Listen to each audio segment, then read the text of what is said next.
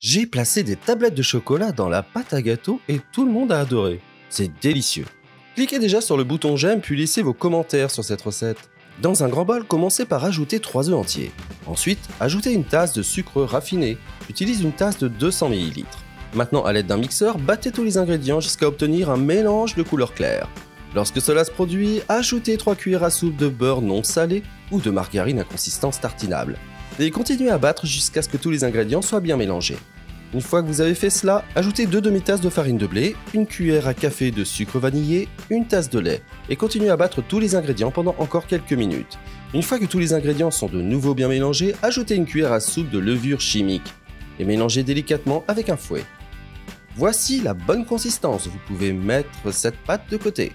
Maintenant, à l'aide d'un pinceau, graissez avec de la margarine un moule à cake rectangulaire de 22 cm de long sur 10 cm de large. Laissez-nous un commentaire avec le nom de la ville à partir de laquelle vous regardez cette vidéo. J'aimerais vous faire un tout petit clin d'œil et vous remercier d'avoir partagé cette recette. Ensuite, recouvrez le fond du moule à cake d'une feuille de papier sulfurisé. Une fois que vous avez fait cela, ajoutez la moitié de la pâte que nous venons de préparer. Ajoutez une tablette de chocolat mi-amer de 90 g. Ajoutez le reste de la pâte. Enfin, ajoutez une autre tablette de chocolat mi-amer. Maintenant, faites cuire à four préchauffé à 180 degrés Celsius, 356 Fahrenheit, pendant 50 minutes. Le temps de cuisson peut varier en fonction de la puissance de votre four. Pendant que le gâteau cuit, faites fondre 350 g de chocolat mi-amer. Ensuite, ajoutez 100 g de crème liquide et mélangez très bien jusqu'à obtenir un mélange homogène. Voici la bonne consistance.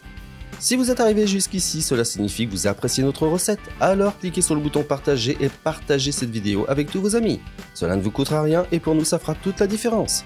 Une fois que le gâteau est bien cuit, versez le glaçage que nous venons de préparer sur tout le gâteau, tout comme je le fais ici, et saupoudrez-le de vermicelle au chocolat selon votre goût.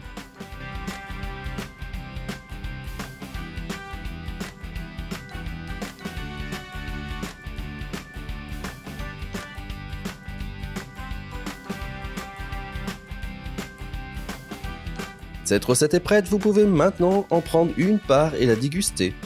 J'espère vraiment que vous aimerez cette recette. Maintenant, je vais retourner à la section des commentaires et continuer à répondre à tous ceux qui ont laissé le nom de leur ville. Et je vous remercierai également d'avoir partagé cette recette. À la prochaine, au revoir.